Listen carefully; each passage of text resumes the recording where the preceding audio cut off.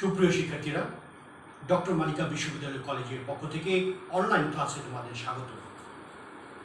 তোমরা জানো ডক্টর মালিকা বিশ্ববিদ্যালয় কলেজ 1982 সালে ধানমন্ডি এলাকায় প্রতিষ্ঠিত হয়ে অদ্যাবধি উচ্চশিক্ষার ক্ষেত্রে ব্যাপক ভূমিকা রাখছে। তাহলে শুরু করছি আমার আজকের ক্লাস। আজকের ক্লাসের শিরোনাম হচ্ছে how to right a report, অর্থাৎ একটা রিপোর্ট লিখতে গেলে তোমাদের যে বিষয়গুলো জানা দরকার সেগুলো আজকে তোমরা জানতে পারবে। তাহলে সবাই মনোযোগ সহকারে আমার আজকের ভিডিওটি দেখো।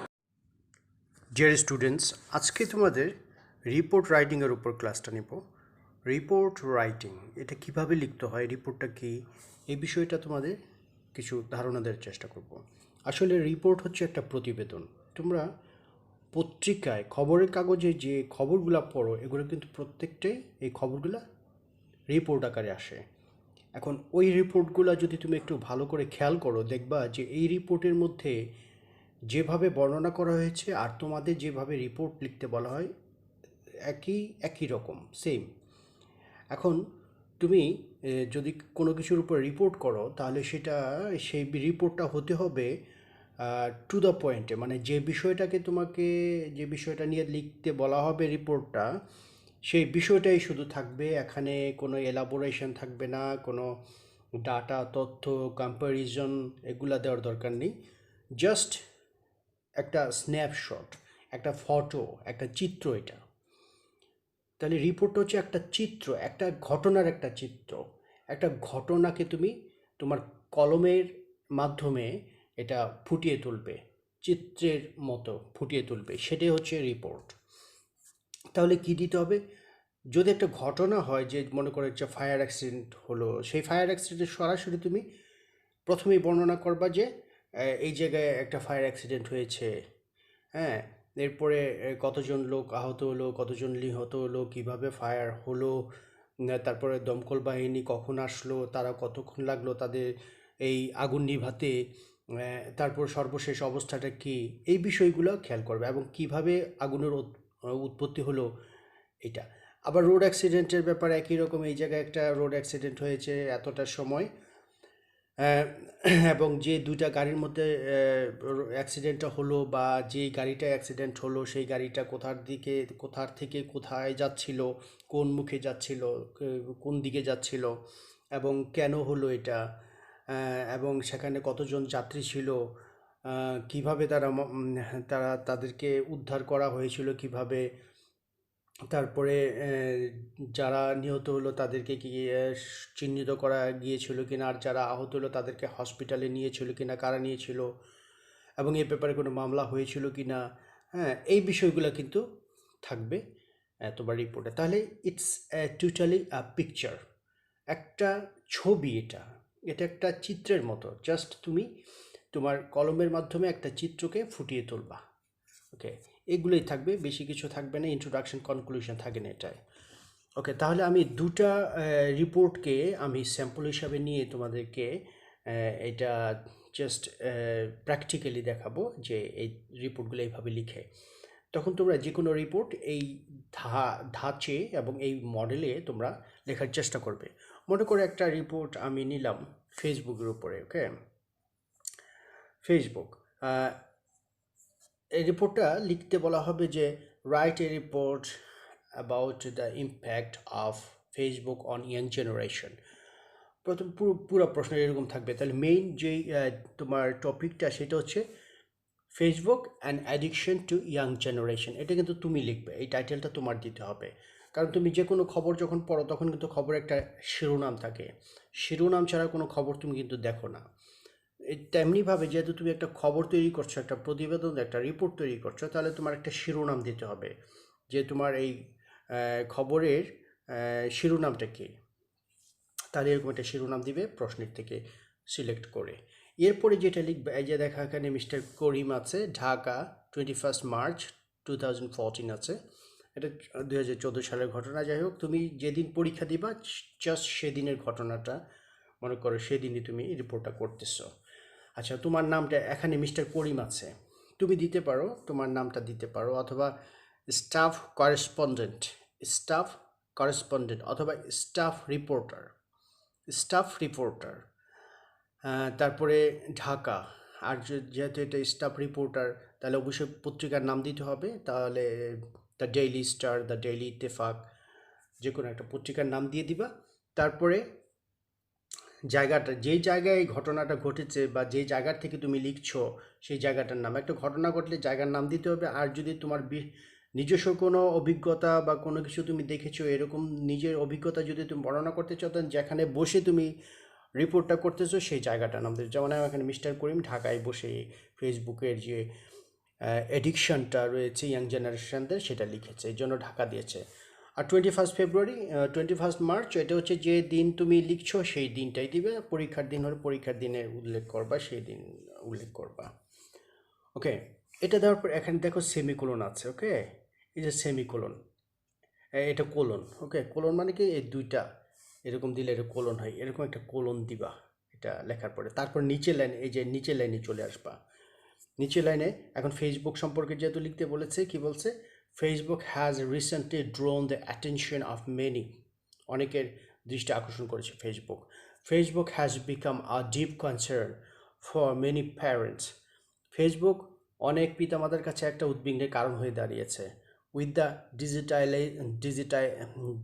ডিজিটালাইজেশন অফ মডার্ন লাইফ, তাহলে এই যে ডিজিটালাইজেশন যে হয়েছে, ডিজিটালাইজেশনের কারণে, যে মডার্ন লাইফের ডিজিটালাইজেশনের কারণে some technology has taken the our life in sweep, আমাদের জীবনটাকে তারা নিয়ে মানে গ্রাস করেছে বা আমাদের করায়ত্ত করেছে এই ডিজিটালাইজেশনটা। Blessing of information technology have been showered upon us, আমাদের উপরে বর্ষিত হয়েছে আশীর্বাদ। কিসের? ইনফরমেশন টেকনোলজির, তথ্য প্রযুক্তির আশীর্বাদ বর্ষিত হয়েছে। But the young generation always finds thrill in every aspect of modern technology, আর ইয়াং জেনারেশনটা অনেক উৎফুল্ল, অনেক আবেগী, তারা অনেক আনন্দ পায় এই আধুনিক যে প্রযুক্তিতে। রিসেন্টলি, সম্প্রতি, Facebook one of the blessings of digital technology, digital টেকনোলজির মধ্যে যতগুলো আছে এর মধ্যে ফেসবুক একটা, সম্প্রতি has become a matter of deep concern for many parents, অনেক প্যারেন্টসদের কাছে এটা একটা উদ্বিগ্নের কারণ হয়ে দাঁড়িয়েছে। ইট ইজ কমনলি, এই লাইনে আছে আমি, it is commonly found almost everywhere that some boys and girls are busy with laptop operating Facebook, এটা সব জায়গায় এরকম ঘটনা দেখা যায় যে ছেলেমেয়েরা একসাথে বসে ল্যাপটপে ফেসবুক অপারেটিং করতেছে। ইভেন ইন সেলফোন, এবং সেলফোনে students always remain busy with Facebook, Facebook নিয়ে তারা ব্যস্ত সেলফোনে। ইট হ্যাম্পার্স দেয়ার এডুকেশন, এটা তাদের শিক্ষাকে ব্যাহত করে। At the same time many vulgar scenes and pictures, অনেক কুৎসিত কুরুচিপূর্ণ ছবি এবং দৃশ্য আর বিং আপলোড করা হয় ইন ফেসবুকে। It is leading our young generation to astray, আমাদের ইয়াং জেনারেশনটিকে ধ্বংসের পথে নিয়ে যাচ্ছে। Many educationists now it is blame Facebook addiction of the young generation for the fall of the standard of education, এই যে এডুকেশনের যে মানটা পড়ে গেছে, হ্রাস পেয়েছে, এটার কারণ হিসেবে অনেকেই ফেসবুকে দায়ী করছে। Mister Kamrul, father of A college going boy, college পড়ুয়া ছাত্রের যে বাবা, তার নাম ছিল মিস্টার কামরুল, তিনি কি করেছেন, তিনি has expressed his deep concern, তার গভীর উদ্বেগের কথা জানিয়েছেন ফর দিস, এই কারণে। Mrs Khadija Akhtar, a mother of a young গার্লের যে মা, যার নাম মিসেস খাদিজা, ক্লেমস দ্যাট, তিনি দাবি করেন যে government should take some effective measure, কোনো কার্যকর ভূমিকা নেওয়া উচিত সরকারের, to save the young generation from the corrosive addiction of Facebook, এই ফেসবুকের যে করাল গ্রাস থেকে মুক্ত করার জন্য সরকারের পদক্ষেপ নেওয়া উচিত, এটা বলেছে। ওকে, তাহলে তুমি কি বুঝলে? এখানে কোনো ইন্ট্রোডাকশন নাই, কোনো কনক্লুশন নাই, জাস্ট ফেসবুক এডিকশনের কথা বলেছে ফেসবুকে, এটাও রিপোর্ট করতে, তাহলে তুমি সমস্ত কিছু এডিকশনের উপর কিন্তু লিখছো। There is nothing another side of ফেসবুকের ভালো সাইড আছে, কিন্তু এটি কিন্তু লিখি নাই।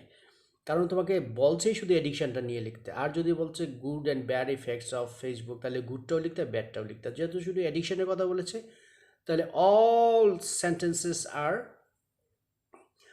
About the addiction of Facebook. তাহলে বিষয়টা খেয়াল করেছো, কোনো বাহুল্য কথা নাই, একদম টু দ্য পয়েন্টের কথাগুলো যেটা লিখতে বলেছে সেটাই তুমি লিখবে। ওকে, অ্যাব্রাপ্ট এন্ডিং, দেখো হঠাৎ করেই শেষ হয়ে গেল কথাগুলো, টু দ্য পয়েন্টে বলতে বলতে একদম টু দ্য পয়েন্টে কথা বলেই শেষ করে দিয়েছে।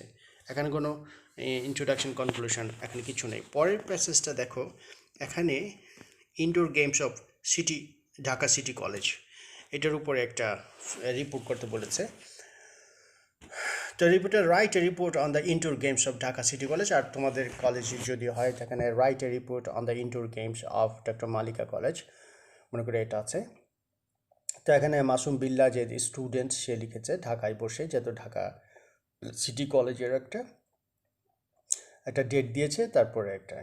তাহলে দেখো এটা একটু স্যাম্পল হিসেবে দেখাচ্ছি, জাস্ট এটা যে লিখবে এমন কোনো কথা নাই, জাস্ট কয়েকটা অনেকগুলো তোমরা রিপোর্ট পড়বা, পড়ার পর একটা রিপোর্ট তোমরা সত্যিকার অর্থে লিখতে পারবা। দেখো অ্যানুয়াল কীভাবে লিখতে, annual indoor games of Dhaka city college were held in the college campus on the 10th and 15th মে। যদি এখানে ইনডোর গেমসের কথা বলেছে, যদি ফাংশনের কথা বলতো, কালচারাল ফাংশন, তাহলে একটা দিনের কথা হতো। আর যেহেতু ইনডোর গেমস হচ্ছে, তাহলে 14 থেকে 15 থেকে এই যে 15th মে এই পর্যন্ত হয়েছে এই গেমসের কারণে। আর কোনো cultural function, annual prize giving ceremony, এগুলো কিন্তু ফর ওয়ান ডে, একদিনই উল্লেখ করবা। And the whole ceremony was presided over by the distinguished educationist and principal of the college.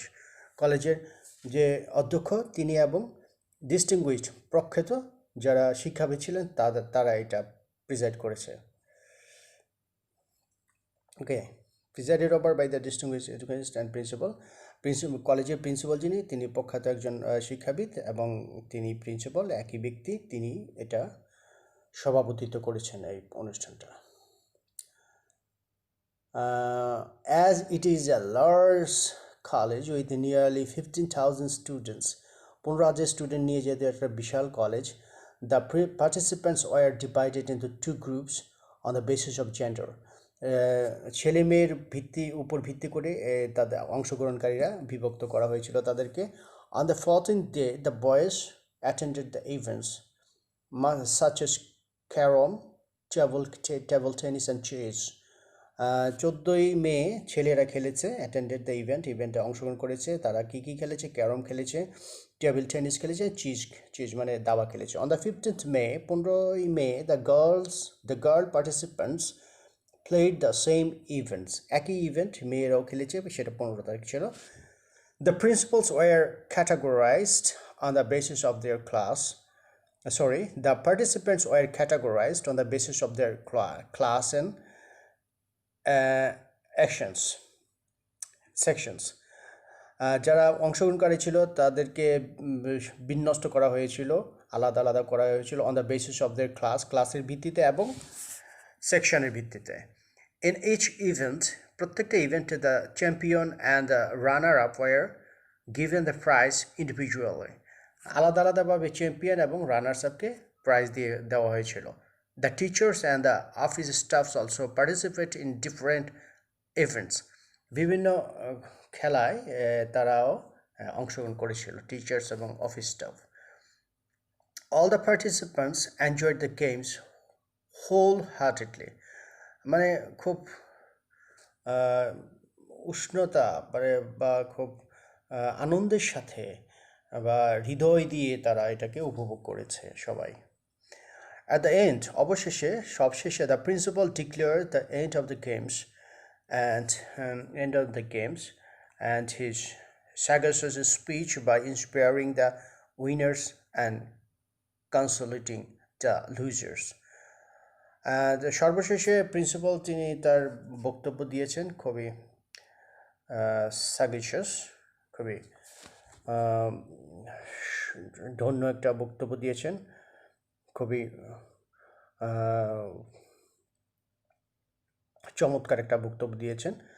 এবং যারা যারা উইনার ছিল তাদেরকে ইন্সপায়ার করেছেন, এবং যারা লুজার ছিল তাদেরকে কনসোলিডেট করেছেন, কনসোল করেছেন, কনসোলিং দ্য লুজার্স, মানে কনসোল করেছেন না, সান্ত্বনা দিয়েছেন।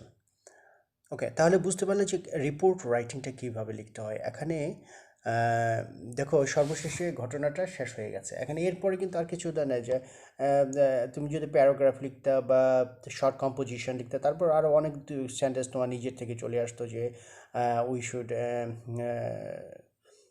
everybody must everybody must do this kind of events, and it makes us fit, and we keep our health um, in a good state।